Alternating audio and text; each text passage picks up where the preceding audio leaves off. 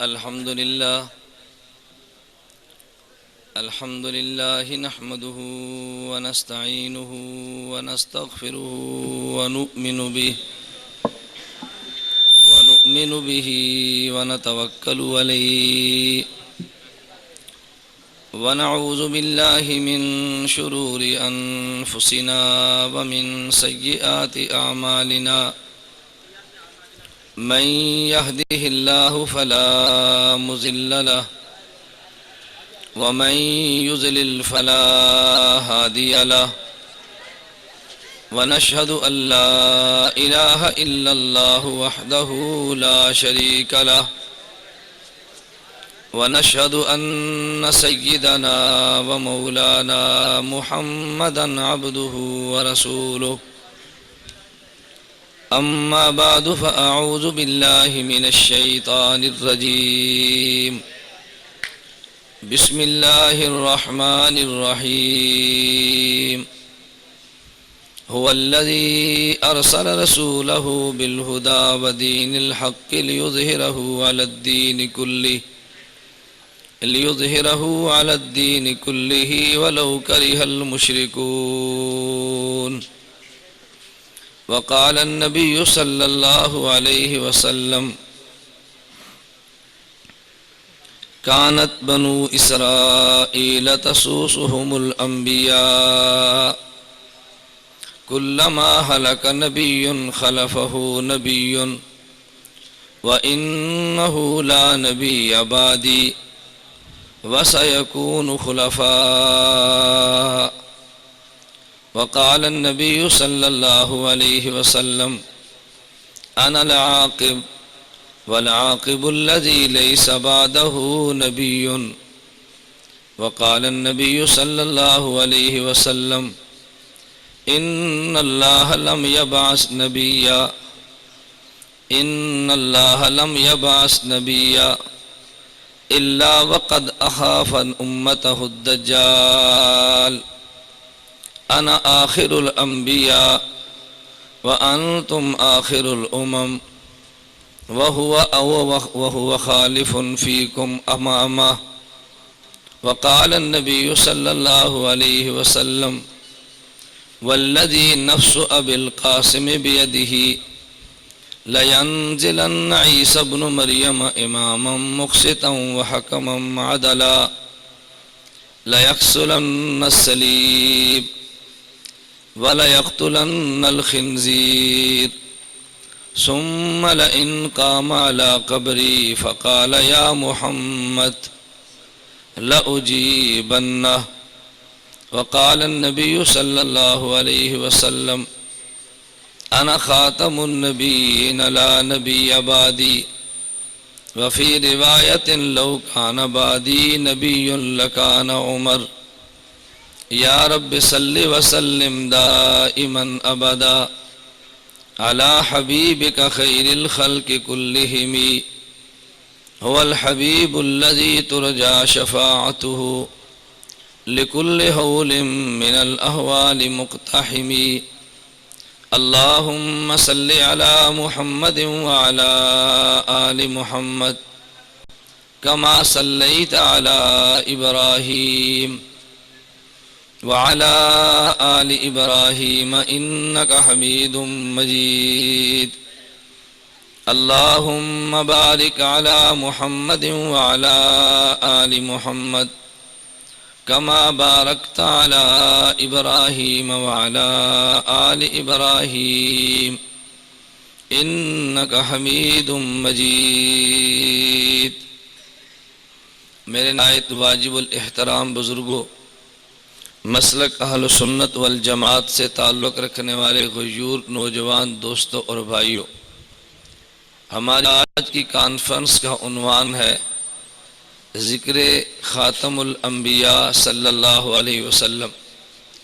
آج کی مجلس اور آج کی محفل میں سرکار دو عالم صلی اللہ علیہ وسلم کا تذکرہ ہوا اور ہوگا، لیکن سید الانبیاء صلی اللہ علیہ وسلم کی کئی حیثیتیں وہ ہیں جو خالق نے ہمارے پیغمبر کو عطا کی ہیں، اور ہمارے پیغمبر کے علاوہ اور کسی نبی کو عطا نہیں کی۔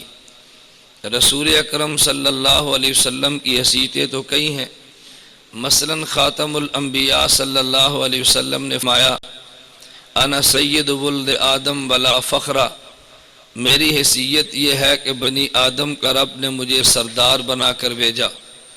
رسول اکرم صلی اللہ علیہ وسلم نے فرمایا کنت نبیا و آدم بین الماء والتین، میری حیثیت یہ ہے کہ جب رب نے خالق نے حضرت آدم کو وجود نہیں عطا کیا تھا، مجھے اس وقت بھی خالق نے نبوت عطا کر دی تھی۔ رسول اکرم صلی اللہ علیہ وسلم کی حدیث قدسی ہے، حق جل مجدہ نے اعلان کیا اے میرے پیغمبر جعلتک اول النبی جعلتک اول النبیین خلقا، اے میرے پیغمبر میں نے تجھ سے پہلے کسی اور نبی نہیں دیا، سب سے پہلے وجود میں نے تجھے عطا کیا۔ وبعثتک آخر الانبیاء، لیکن بعثت کے اعتبار سے میں نے تجھے سب سے بعد میں نازل کیا۔ خاتم الانبیاء صلی اللہ علیہ وسلم کی کئی ممتاز حیثیات وہ ہیں کہ جس میں کائنات کا کوئی انسان اس پیغمبر کا شریک نہیں ہے، لیکن رسول اکرم صلی اللہ علیہ وسلم کی سب سے ممتاز حیثیت یہ ہے کہ خالق نے نبوت کو خاتم الانبیاء پر ختم کر دیا ہے۔ ہم نے ختم نبوت کا معنی ایک یہ سمجھا اس کائنات میں پیدا ہونے والے سید انبیاء آخری پیغمبر ہیں، لیکن خاتم الانبیاء کا ایک معنی قاسم العلوم والخیرات کہ نہیں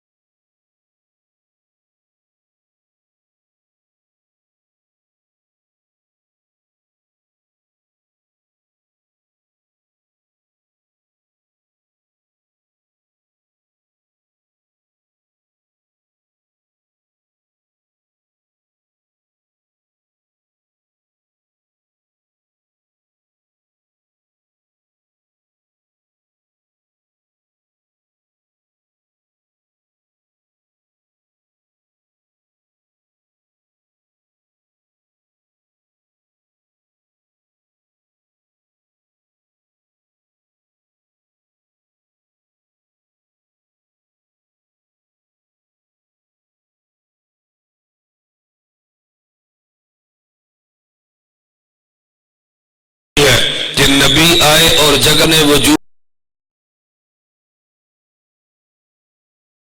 میں مکان کا محتاج نہیں ہے۔ یہ تو غیر مکللیت کا نظریہ ہے کہ خالق عرش پہ رہتے ہیں، اللہ اپنے رہنے کے لیے عرش کے محتاج ہیں۔ اہل سنت والجماعت کا عقیدہ ہرگز یہ نہیں ہے اللہ اپنے وجود کے لیے عرش کے محتاج نہیں ہے۔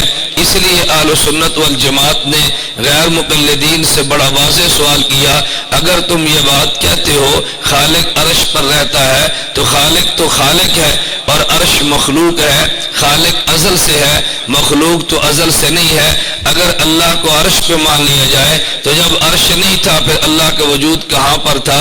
اس کا اہل بدعت کے پاس کوئی جواب نہیں ہے۔ لامکان ذات اللہ کی ہے، پیغمبر تو لامکان نہیں ہوتا، پیغمبر مکان پہ رہتا ہے، پیغمبر اپنے رہنے کے لیے مکان کا محتاج ہے۔ اگر نبی آئے گا تو کسی مکان میں آئے گا، اگر نبی آئے گا تو کسی جگہ میں آئے گا۔ اس لیے مولانا قاسم نانوتوی فرماتے ہیں اور رب نے نبوت زمانی بھی عطا کی ہے، اس زمانے میں پیغمبر کے بعد کوئی اور نبی کسی وقت میں نہ آیا نہ آ سکتا ہے۔ ہمارے پیغمبر کو رب نے ختم نبوت مکانی بھی عطا کی ہے، کسی مکان اور جگہ میں حضور کے بعد نہ نبی کوئی پیدا ہوا نہ پیدا ہو سکتا ہے، لیکن ہمارے پیغمبر کو رب نے ختم نبوت رتبی بھی عطا کی ہے، یعنی جو مقام اللہ نے پیغمبر کو دیا ہے یہ مقام کسی اور نبی کو نہ ملا اور نہ مل سکتا ہے۔ پھر مولانا نانوتوی نے خاتم کا معنی یہ بیان کیا کہ جیسے ہمارے ہاں اردو کی زبان میں کہا جاتا ہے، اگر ایک قاری کی تلاوت سنی اور ہم نے سمجھا کہ بہت بڑا قاری ہے، ہم کہتے ہیں یہ قرات اس قاری پہ ختم ہے۔ اگر ہم نے کسی نعت خان کی نعت خوانی سنی ہے اور ہم نے سمجھا اس سے بڑا نعت خان کوئی نہیں تھا، ہم نے کہا اس پہ نعت خوانی ختم ہے۔ اگر ہم نے کسی خطیب کا بیان سنا، ہماری نظر میں اس سے بڑا خطیب کوئی نہیں تھا، ہم نے کہا اس پہ خطابت ختم ہے۔ اگر ہم نے کسی سخی کو دیکھا، اس سے بڑا سخی کوئی نظر نہیں آیا، ہم نے کہا جس پہ سخاوت ختم ہے۔ ہم نے کسی شجاع اور بہادر کو دیکھا، اس سے بڑا کوئی بہادر نظر نہیں آیا، ہم نے کہا اس پہ شجاعت ختم ہے۔ تو ختم کا معنی یہ ہوتا ہے کہ سخاوت میں اس کا سب سے بلند مقام ہے، تلاوت میں اس کا بلند مقام ہے، قرات میں اس کا بلند مقام ہے۔ مولانا قاسم نانوتوی فرماتے ہیں خاتم الانبیاء کا معنی یہ ہے کہ سارے اوصاف نبوت پہ ختم ہوتے ہیں۔ صداقت اللہ نے صحابہ کو دی ہے مگر صداقت پیغمبر پہ ختم ہے، عدالت رب نے صحابہ کو دی ہے مگر نبوت پہ ختم ہے، امانت صحابہ کو دی ہے مگر نبوت پہ ختم ہے۔ رب نے یہ صفات اصحاب پیغمبر کو دی ہے مگر ساری صفات یہ صحابیت نہیں، نبوت پہ ختم ہوتی ہے مگر نبوت محمد پہ ختم ہوتی ہے۔ فرمایا خاتم الانبیاء کا معنی یہ ہے کہ صفت نبوت پہ جا کے ختم ہو جاتی ہے، یعنی صفات کا سب سے اعلیٰ مقام یہ نبوت کا ہے، اور نبوت ختم نبوت پہ ختم ہوتی ہے۔ نبوت کا سب سے اعلیٰ مقام یہ ختم نبوت ہے۔ یہ پوری تاریخ میں خاتم الانبیاء کا معنی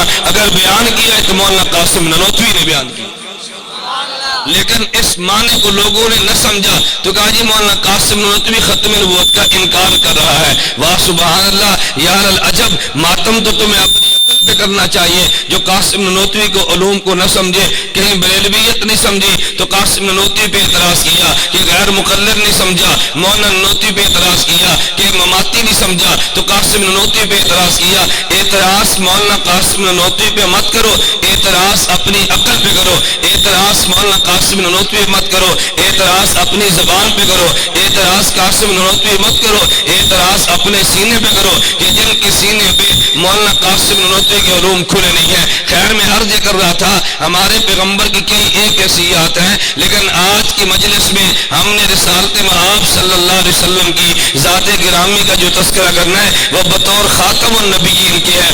اس پر میں دو چار دلائل عرض کروں گا۔ ہمارے پیغمبر خاتم الانبیاء ہیں، دلائل تو بے شمار اس میں علماء نے لکھے بھی ہیں، علماء نے بیان بھی کیے ہیں، بلکہ اس انداز میں بیان کیے کہ جس کو جاہل کیا عالم بھی سمجھتا ہے۔ جب اسمبلی میں گفتگو چلی ہے حضرت مفتی محمود رحمہ اللہ قائد جمعیت کی اور بات چلی ہے مرزا ناصر سے ختم نبوت کے عنوان پہ، تو مولانا مفتی محمود نے ختم نبوت کا مسئلہ بیان کیا تو بعض لوگ جن کو ذرہ بھی قرآن کا مطالعہ نہیں تھا اراکین اسمبلی تعجب سے پوچھنے لگے حضرت ختم نبوت کی دلیلیں قرآن کے اندر بھی موجود ہیں۔ مولانا حضرت مفتی محمود رحمۃ اللہ علیہ سے تعجب سے سوال کیا کہ ختم نبوت کے دلائل قرآن میں موجود ہیں۔ مولانا نے فرمایا تم نے سورۃ البقرہ پڑھی ہے؟ انہوں نے کہا جی ہم نے پڑھی ہے، ہمیں تو ختم نبوت سورۃ البقرہ میں نظر نہیں آتی۔ مفتی محمود رحمہ اللہ فرمانے لگے تم نے سورۃ البقرہ کا پہلا رکوع پڑھا ہے؟ انہوں نے کہا جی پہلا رکوع پڑھا ہے۔ فرمایا پہلے رکوع میں رب نے ختم نبوت کو بیان کیا۔ انہوں نے کہا جی وہ کیسے؟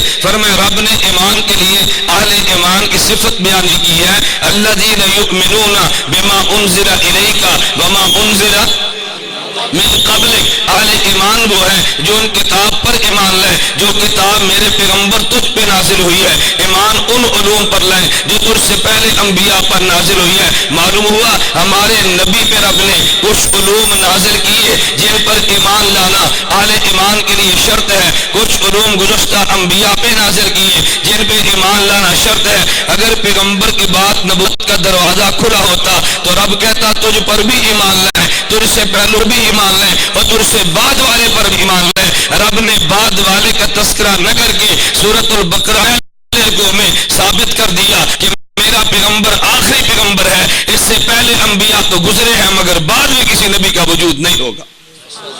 تو اراکین اسمبلی کو تعجب ہوا کہ سورۃ البقرہ کی پہلے رکوع کے اندر بھی اللہ نے ختم نبوت کا مسئلہ بیان کر دیا ہے، ان کو تعجب ہوتا ہے، لیکن مفتی محمود رحمۃ اللہ علیہ نے دلائل دیا پیغمبر کی ختم نبوت میں. میں عرض کر رہا تھا یہ دلائل قرآن کریم کی 100 آیات تو پیش کی ہیں مفتی اعظم پاکستان مفتی محمد شفیع رحمہ اللہ تعالیٰ نے، حضرت مولانا علامہ انور شاہ کشمیری رحمہ اللہ تعالیٰ نے مستقل کتب تحریر کی ہے پیغمبر کی ختم نبوت احادیث متواترہ کی روشنی میں بیان کرنے کے لیے. ایک ہے قرآن کریم کی آیات اور ایک ہے حدیث پیغمبر جن میں ہم نے ختم نبوت کو بیان کیا. اور بعض دلائل وہ ہیں کہ جن دلائل کو خطیب معراج کے موقع پر بیان کرتا ہے مگر ان دلائل سے نتائج اخذ نہیں کرتا. معراج مصطفیٰ کو بیان کیا، پیغمبر کے معراج کو بیان کیا. ہر خطیب معراج کے موقع پہ رسول اللہ کے معراج کا تذکرہ کرتا ہے، رجب کے مہینے میں معراج کا تذکرہ کرتا ہے، پیغمبر کا مکہ سے جانے کا، یثرب پہنچنے کا اور پیغمبر کے لمبے سفر کا تذکرہ کیا.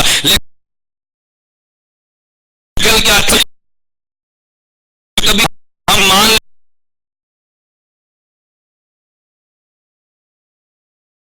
ہمارا پیغمبر آخری پیغمبر ہے اس لیے کہ معراج کے موقع پہ رب نے ایک بات پیغمبر کو عطا کر دی. معراج دلیل نبوت کا نام ہے. ایک ہے نبوت کی دلیل نبوت کو معجزہ کہتے ہیں. اللہ نے حضرت موسیٰ کو معراج کرایا ہے لیکن طور پہ بلا کر کرایا ہے. اللہ رب العزت نے گزشتہ انبیاء کو معراج کرایا ہے. کسی نبی کو معراج کرایا تو مچھلی کے پیٹ میں کسی نبی ڈال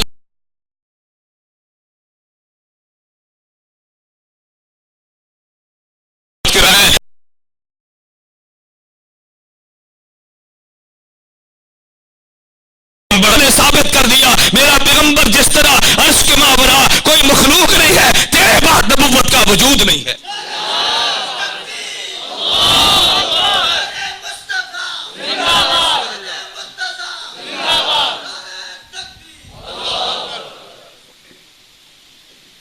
میرے رب نے ثابت کر دیا کہ جس طرح عرش کے ماورا کوئی مخلوق نہیں ہے تو میرے پیغمبر تیرے بعد پھر بولیے نا عرش کے بعد مخلوق نہیں ہے تو تیرے بعد کوئی نبی نہیں ہے. رب پیغمبر کو وہاں تک لے کر گیا جہاں تک جانا کسی کے لیے ممکن تھا.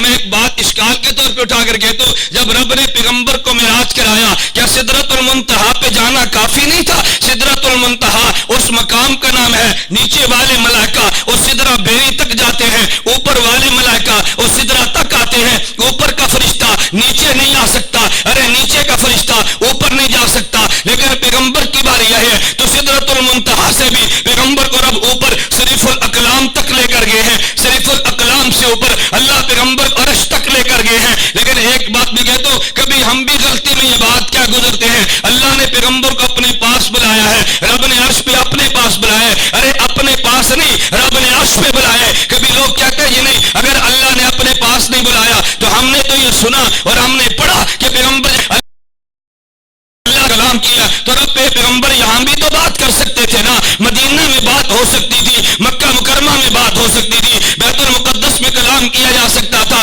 تو چونکہ اللہ عرش پہ رہتے تھے اس لیے اللہ نے پیغمبر سے عرش پہ بلا کر ہم کلامی کی ہے. میں یہ بات کہتا ہوں اگر عرش پہ اللہ کے پیغمبر سے ہم کلامی کا معنی یہ ہے اللہ عرش پہ رہتا ہے پھر معذرت کے ساتھ میں پوچھ سکتا ہوں حضرت موسیٰ سے رب نے کلام کیا تھا تو طور سینہ پہ کیا تھا، اس وقت رب پہ طور سینہ پہ رہتے تھے. جب ہر نمازی سے اللہ ہم کلام نماز میں ہوتے پھر کیا اللہ ہر مسجد میں رہتے؟ اگر تم نے دلیل کے طور پہ میں یہ بات بڑے کھلے لفظوں میں کہتا ہوں غیر مقلدین نے کہا نا کہتے جی تم جو بات کہتے ہو اللہ نے پیغمبر کو عرش پہ بلایا پھر عرش پہ بلا کر اللہ نے بات کی ہے تو معلوم ہوتا ہے اللہ عرش پہ رہتا ہے تبھی تو عرش پہ بلا کر بات کی ہے نا. میں نے کہا نا اگر اس سے تم نے ثابت کیا اللہ عرش پہ رہتا ہے حضرت موسیٰ سے رب بات کرتے تھے نا لیکن عرش پہ بلا کر بات تو نہیں کرتے تھے. حضرت موسیٰ سے اللہ جب گفتگو کرتے تو شجرہ موسیٰ یہ طور سینہ میں اللہ گفتگو کرتے تو کیا پھر اس وقت اللہ طور سینہ میں تھے؟ تو نماز کے بارے میں فرمایا الصلاۃ معراج المومن، یہ نماز مومن کی معراج ہے.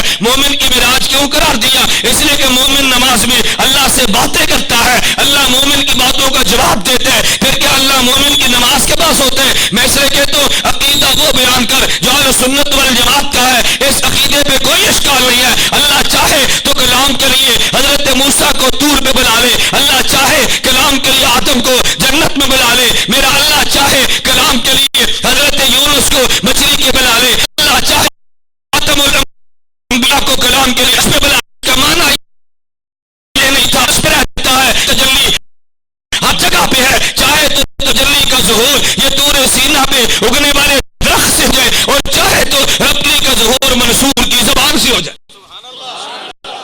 میں نہیں سمجھے جو بات میں نے کی، عقیدوں سے تو نہیں ہے نا، کبھی رب چاہے ظہور کے کون سے کیا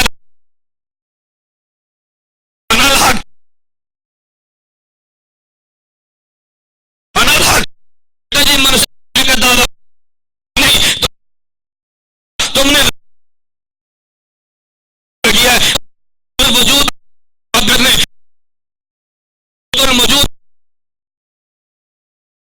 موجود دنیا کو ہاتھ صرف وجود فنا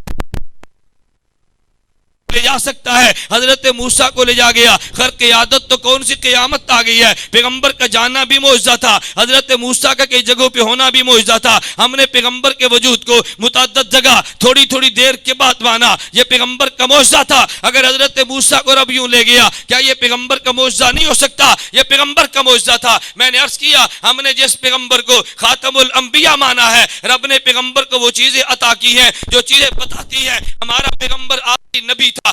اس نبی کے بعد کسی اور نبی نے آنا ہوتا, رب اس کائنات کی سب سے اعلیٰ چیزیں وہ پیغمبر کو عطا نہ کرتا.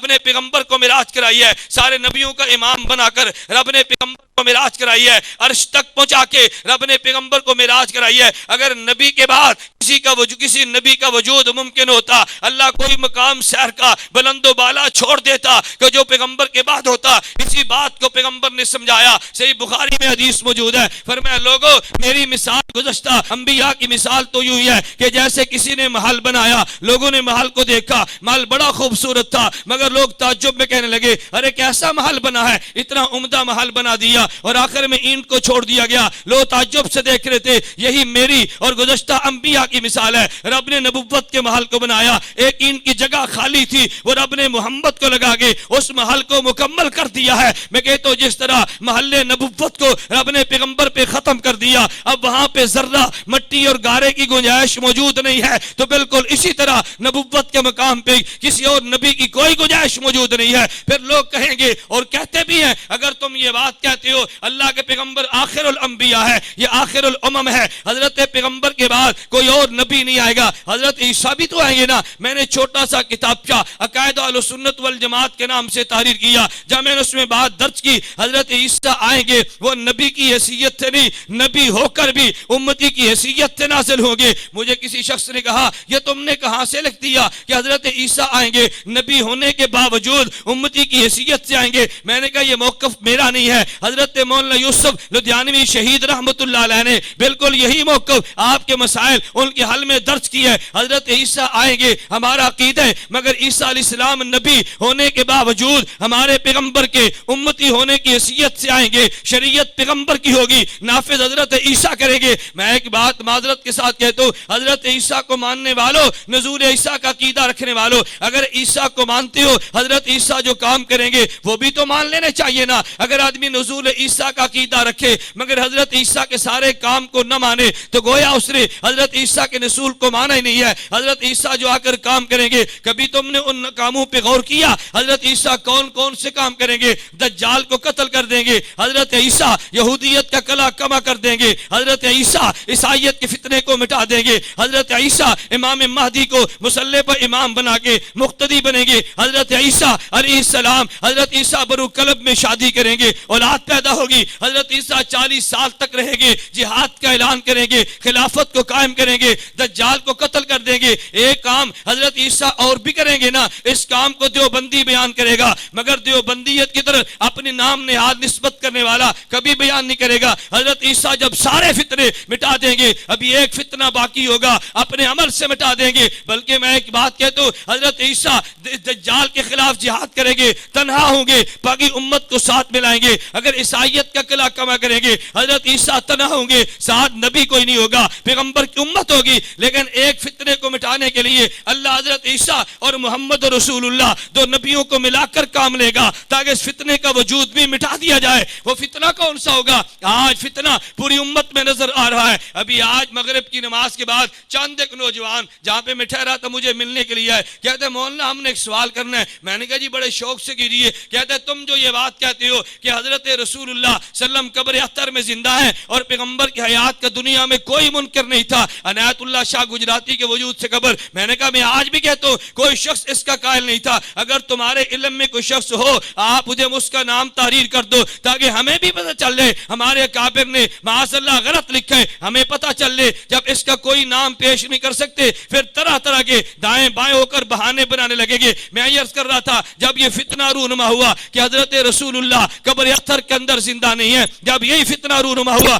حضرت رسول اللہ قبر اختر میں صلاۃ و سلام نہیں سنتے، حضرت عیسیٰ کو رب نازل فرمائیں گے۔ حضرت عیسیٰ لاہور کے نوجوان تو سے پوچھتا ہوں حضرت عیسیٰ جو پیغمبر کا امتی ہونے کی حیثیت سے آئے گا، حضرت عیسیٰ کا خصوصی کام یہ نماز اور روزہ نہیں ہوگا، حضرت عیسیٰ کا خصوصی اہتمام یہ حج اور زکوٰۃ نہیں ہوگا، حضرت عیسیٰ کا خصوصی امتیازی شان ہی ہوگا، وہ فتنوں کے وجود کو مٹا ڈالیں گے۔ عیسائیت فتنہ تھا، مٹانے کے لیے رب نے حضرت عیسیٰ کو بھیج دیا۔ یہودیت کا فتنہ تھا، مٹانے کے لیے خالق نے حضرت عیسیٰ کو بھیج دیا۔ دجال فتنہ تھا، مٹانے کے لیے خالق نے حضرت عیسیٰ کو بھیج دیا۔ پھر مجھے یہ بات کہنے دیجیے مماتیت بھی فتنہ ہے، جس فتنے کو مٹانے کے لیے اللہ حضرت عیسیٰ کو بھیجیں گے۔ آپ کو ہوگے جی وہ کیسے؟ مسند ابی یعلا میں روایت موجود ہے، اس روایت کے کسی ایک راوی پر کوئی اعتراض موجود نہیں ہے۔ حضرت ابو ہریرہ رضی اللہ تعالیٰ عنہ حدیث سے مبارک کے راوی ہیں، اللہ کے پیغمبر نے قسم اٹھا کر فرمایا لوگو سن لو، نفس ابو القاسم بیدہ،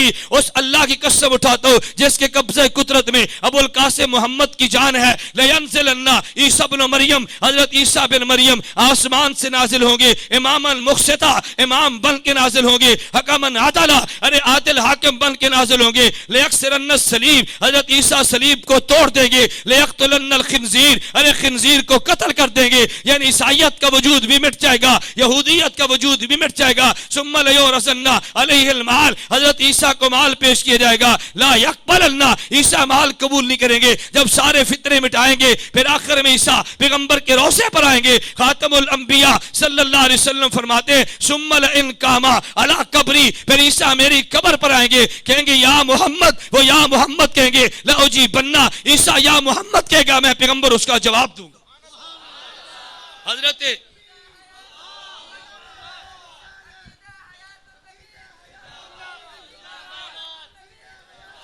حضرت عیسیٰ کہیں گے یا محمد، کیا کہیں گے؟ اور حضور نے فرمایا لأجیبن، میں جواب دوں گا۔ میں اس لیے بات کہہ رہا تھا کہ عیسائیت کے فتنے کو تنہا حضرت عیسیٰ نے مٹایا، یہودیت کے فتنے کو تنہا عیسیٰ نے مٹایا، مماتیت کے فتنے کی باری آئی تو 2 نبی بولے ہیں، نہیں سمجھے؟ مماتیت کے فتنے کی باری آئی تو 2 نبی، ایک نبی کہتا ہے یا محمد، دوسرا کہتا ہے لأجیبن۔ میں کہتا ہوں مجھے کبھی تعجب ہوتا ہے، اللہ آپ سب کو جانے کی توفیق عطا فرمائے۔ آپ جاؤ پیغمبر کے روزے پہ اور آپ جانے کی توفیق عطا فرمائے، پیغمبر کے روزے پہ جا کر دیکھو۔ میں یہ بات تمہیں کہتا ہوں، پیغمبر کے روزے پہ جا کر آپ آج بھی مشاہدہ کرو، حضور کے روزہ مبارک میں آپ مواجہہ پیغمبر کے مبارک چہرے کی طرف کھڑے ہو جائیں، وہاں کھڑے ہو کے توجہ سے پڑھیں، نبی کریم صلی اللہ علیہ وسلم کے آپ مواجہہ کے سامنے کھڑے ہوں گے۔ جب آپ پیغمبر کے روزے کو دیکھیں گے تو دائیں طرف بھی ایک ستون ہوگا اور بائیں طرف بھی ایک ستون ہوگا، اور ان ستونوں پہ اشعار آج بھی لکھے پڑے ہیں جن شعروں کو عرب نے بھی نہیں مٹایا۔ معلوم ہوا پیغمبر کی حیات کا وہ بھی قائل ہے۔ پیغمبر کے روزے پہ تم جھکو، وہ عربی تمہیں جھکنے نہیں دیتا۔ پیغمبر کے روزے پہ شرک کی کوشش کرو، وہ شرطاشوں میں شرک نہیں کرنے دیتا۔ لیکن پیغمبر کے روزے پہ آج بھی شعر لکھے پڑے ہیں، میں نے کئی مرتبہ آپ کو سنائے ہیں، پیغمبر کے روزے پہ شعر لکھے ہیں، دنیا جا کر پڑھتی ہے۔ مجھے تعجب ہوتا ہے، اگر اللہ کے پیغمبر کے روزے کو رب نے بدعات سے بچا لیا، اگر یہ شعر بدعت والا عقیدہ تھا، میرے اللہ نے محفوظ کیوں رہنے دے دیا؟ آج بھی پیغمبر کے روزے پہ جاؤ، حضور کے روزے کی طرف آپ توجہ کر کے کھڑے ہو جاؤ، دائیں طرف کے وہاں ستون پہ لکھا پڑا ہے پیغمبر کے روزے پہ، کہتے ہیں حضور صلی اللہ علیہ وسلم کے روزے پہ نفس الفداء لقبر انت ساکنہ فیہ العفاف والجود والکرم۔ آج بھی پیغمبر کے روزے کے ستون پہ لکھا پڑا ہے، کہتے ہیں یا خیر من دفنت بالکاہ اعظمہ فتاب من طیبہن من الکاہ والاکم۔ یہ دائیں ستون پہ نظر آئے گا، یا خیر من دفنت بالکاہ اعظمہ فتاب من طیبہن من الکاہ والاکم۔ کہتے ہیں سلام اس پیغمبر کے جو اس جگہ پہ مدفون ہے، جو جگہ کائنات کی سب سے اعلیٰ جگہ ہے، سلام اس پیغمبر کے جس کے روزے سے خوشبو نکلی ہے اور پوری کائنات معطر ہو گئی ہے۔ نفس الفداء لقبر انت ساکنہ فیہ العفاف والجود والکرم۔ کہتا ہے میری جان قربان ہو جائے اس پیغمبر پہ جو پیغمبر اس قبر میں اس روزے میں ساکن ہے، اس پہ جود و عفاف موجود ہے، کرم موجود ہے۔ میں کہا کرتا ہوں اس بدو نے عجیب بات کی تھی، کہتا ہے نفس الفداء لقبر انت ساکن ہو، اس قبر پہ پیغمبر میری جان قربان ہو جس میں آپ رہتے ہیں۔ ارے ساکن مردہ کو نہیں کہتے، ساکن زندہ کو کہتے ہیں، مردے کو کوئی ساکن نہیں کہتا، ہمیشہ زندہ کو ساکن کہتے ہیں۔ اگر اشعار بدعت تھا پیغمبر کے روزے پہ محفوظ کیوں ہے؟ اگر یہ عقیدہ بدعت کا عقیدہ تھا پیغمبر کے روزے پہ موجود کیوں ہے؟ میں تعجب کے ساتھ بات کہتا ہوں، تو پیغمبر کے روزے پہ جائے گا، رب مجھے بھی جانے کی توفیق عطا فرما دے، تو پیغمبر کو صلاۃ و سلام پڑے گا، لیکن جو پیغمبر کے زندہ ہونے کا قائل نہیں ہے وہ پیغمبر کے روزے پہ کس منہ سے جائے گا؟ پیغمبر کو صلاۃ و سلام روزے پہ کس منہ سے پڑے گا؟ کوئی عقیدہ ہوگا تو پڑے گا۔ میں یہ عرض کر رہا تھا حضرت عیسیٰ نازل ہوں گے، وہ فتنوں کو مٹا کے رکھ دیں گے۔ ہم نے یہودیت سے کہا یہودیوں آج کلمہ پڑھ لو، اگر تم نے کلمہ نہ پڑھا حضرت عیسیٰ نازل ہوں گے تو اس وقت ویزع الجزیہ، جزیہ نہیں ہوگا، صرف تمہیں کلمہ پڑھنا پڑے گا یا تمہیں قتل کر دیا جائے گا۔ عیسائیوں آج کلمہ پڑھ لو، اگر کلمہ نہیں پڑھتے آج تم جزیہ دے سکتے ہو۔ صحیح مسلم کی روایت موجود ہے ویزع الجزیہ، حضرت عیسیٰ نازل ہوں گے یا کلمہ ہوگا یا پھر قتال اور جنگ ہوگی۔ تو میں کہتا ہوں یہودیوں تم بھی توبہ کر لو، ورنہ حضرت عیسیٰ کے آنے پہ اس فتنے کو مٹا دیا جائے گا۔ عیسائیوں تم بھی کلمہ پڑھ لو، حضرت عیسیٰ کے آنے پہ اس فتنے کو مٹا دیا جائے گا۔ مماتیوں تم بھی توبہ کر لو، ورنہ حضرت عیسیٰ کے آنے پہ اس فتنے کو مٹا دیا جائے گا۔ حضرت عیسیٰ کے آنے پہ فتنے کو مٹا دیا جائے گا۔ میں آج بھی آپ سے کہتا ہوں اور بطور چیلنج کے کہتا ہوں، تم چاہو اس کی سند پہ بات تو کرو نا۔ مسند ابی یعلا کی حدیث حضرت ابو ہریرہ کی روایت سے جو میں نے بیان کی ہے، کوئی آدمی اس روایت کی سند پہ بحث تو کرے نا، اس پہ جرح تو کرے۔ اس روایت کے ایک راوی پر بھی جرح کرنے کی تجھ میں سکت اور ہمت نہیں ہے۔ اگر کسی کو، میں بارہا یہ بات کہہ چکا ہوں، اگر کوئی چاہتا ہے روایت پہ جرح کر لے، چاہتا ہے اس پہ بحث کر لے، اہل سنت والجماعت کا عقیدہ ہے۔ میرے دوستوں میں یہ بات معذرت کے ساتھ کہہ دوں، ہم نے ہر عقیدے کو بیان کیا مگر پیغمبر کی حیات کے عقیدے کو نامعلوم کیوں چھوڑ دیا؟ ہم نے حضرت عیسیٰ کے نزول کو بیان کیا لیکن آنے کے مقاصد کو بیان کرنا نامعلوم کیوں چھوڑ دیا؟ پیغمبر کے معراج کو بیان کیا لیکن نامعلوم اس معراج سے آنے والے واقعات کو ہم نے کیوں چھوڑ دیا؟ اسے ثابت شدہ ہم نے مسائل کو بیان کیوں نہیں؟ کو چاہیے پیغمبر کا معراج بیان کرے تو ثابت ہونے والے مسئلے عقیدہ حیات کو بیان بھی کرے۔ اگر عقیدہ یہ پیغمبر کے جو بھی تم واقعات بیان کرو گے تو مسائل بھی تو زیر بحث لانا چاہیے نا۔ یہی وجہ آج لوگ تعجب کے ساتھ پوچھتے ہیں اور یہ عقیدہ حیات النبی اکابر علماء دیوبند کا عقیدہ تھا۔ آج مولانا ارشد مدنی دامت برکاتہم نے جامعہ مدنیہ کریم پارک میں بیان کیا، میں بیان میں موجود تھا، حضرت نے فرمایا مجھے تعجب ہے کہ پاکستان میں بعض لوگ مولانا گنگوہی کا نام لیتے ہیں، گنگوہی کا عقیدہ نہیں مانتے، قاسم نانوتوی کا نام لیتے ہیں، عقیدہ نہیں مانتے، اشرف علی تھانوی رحمہ اللہ کا نام لیتے ہیں، عقیدہ نہیں مانتے، جو دیوبند کا نام لیتا ہے مگر دیوبندیت کا عقیدہ نہیں مانتا۔ میں معذرت کے ساتھ کہہ دوں اس آدمی کا دیوبندیت سے کوئی تعلق نہیں ہے، وگرنہ تمہیں صفائیاں دینے پڑے گی۔ تمہیں تعجب ہوگا صفائی کا معنی کیا ہوا۔ میں گزشتہ دنوں سعودیہ کے سفر پہ جانے کی رب نے توفیق عطا فرمائی تو عجیب ایک معاملہ سامنے آیا۔ پاکستان میں ایک ملعون زمانہ بدبخت نے کتاب تحریر کی ہے، اس لکھنے والے مصنف کا نام ملعون احمد سعید چتروڑی ہے۔ اس بد عقیدہ نے کتاب تحریر کی ہے، قرآن مقدس اور بخاری محدث، اس میں بحث کرتا ہے پیغمبر کے صحابہ پہ اور یہ کھل کر بات کہتے ہیں پیغمبر کے صحابہ پہ وہ فتویٰ دیے جو فتویٰ دیتے ہوئے شیعت بھی لرز جاتی ہے۔ میں یہ بات معذرت کے ساتھ کہہ دوں اصحاب پیغمبر پہ اگر تبرہ رافضی کرے ہمیں اس کا جواب دینا چاہیے، اصحاب پیغمبر پہ تبرہ اگر غیر مقلد کرتے اس کا جواب بھی دینا چاہیے، اصحاب پیغمبر پہ تبرہ اگر چتروڑی کرتے ہمیں اس کا بھی جواب دینا چاہیے۔ ہمارے عجیب بحث چل پڑی ہے، نہیں جی وہ تو اپنا نہیں ہے، یہ اپنے ہمارا اپنا خون کا رشتہ نہیں ہے، ہمارا اپنا عقیدہ کا رشتہ ہے۔ اگر عقیدہ ٹھیک ہوگا وہ ہمارا ہوگا، اگر عقیدہ ٹھیک نہیں ہوگا اس کا ہم سے کوئی تعلق نہیں ہے۔ جو بات میں کہنا چاہتا ہوں جو کل کو تمہاری عذاب اور مصیبت بن جانی ہے اللہ کے لیے آج اس کو صاف کر دو۔ احمد سعید چتروڑی نے کتاب لکھی ہے قرآن مقدس اور بخاری محدث، اس میں نمبر ہے، کہتے ہیں اکثر تابعین وہ متع کے قائل تھے الیاس باللہ، اور وہ اس نے مسائل درج کیے، اصحاب پیغمبر پہ الزام لگائے، بخاری کے راویات پہ جارح کی ہے، اور غلیظ شرح کرنے کے بعد جو بات میں کہنا چاہتا ہوں میں نے سعودیہ میں جا کر بات سنی کہ پاکستان کے بعض غیر مقلدین اس کتاب کا عربی میں ترجمہ کر کے سعودی مشائخ کو دینا چاہتے ہیں اور یہ کہیں گے کہ دیوبندیت کا نظریہ یہ ہے، دیوبندیت کو پڑھنے قرآن مقدس اور بخاری محدث کو پڑھو۔ ہم نے اس کے توڑ کے لیے دارالعلوم دیوبند سے فتویٰ لیے، وہ فتویٰ میرے پاس موجود ہے، دارالعلوم دیوبند سے فتویٰ آیا، احمد سعید چتروڑی کا دیوبندیت سے کوئی تعلق نہیں ہے، خیال المدارس سے فتویٰ آیا، یہ زندیق ہے جو گرفتار ہو چکے، اور اگر زندیق گرفتار ہو حاکم کی ذمہ اس کو قتل کرنا لازم ہے، یہ فتاوی جات موجود ہے۔ کیوں؟ اگر یہ کتاب چھپ کے سعودی حکومت کے پاس چلے گی ہم فتاوی جات پیش کر دیں گے، اس شخص کو ہم دیوبندی مانتے، یہ شیعت کا ایجنٹ ہے، ہم اس کو دیوبندی نہیں مانتے، منکرین اس کا ایجنٹ ہے، نام دیوبندی رکھ کے اصحاب پیغمبر پہ بھونک مارے، ہم دیوبندی مانتے، دیوبندی نام رکھ کے بخاری پہ یہ شدید چکرے، ہم دیوبندی نہیں مانتے، ہم بخاری کو بھی مانتے ہیں، ہم اتبان کو بھی مانتے ہیں، لیکن جو تبرہ کرے گا ہم اس کے خلاف اپنی زبان کو چلانا علماء دیوبند کا ادنا خاتم ہونے کی حیثیت ہے، اپنا مذہبی فریضہ سمجھو۔ اور میں آپ سے بھی کہتا ہوں ہمیں چاہیے جو عقیدہ ہم نے ختم نبوت کے اختیار کیے ہم نے اس کو بمانگے دور بیان کیے، اصحاب پیغمبر کے بارے میں عقیدہ ہم نے بمانگے دور بیان کیے، تو پیغمبر کے صحابہ پہ جرح کرے اس بدبخت کو بیان کرنا چاہیے، اس کا نام ملعون خمینی ہو تب بھی بیان کر دو،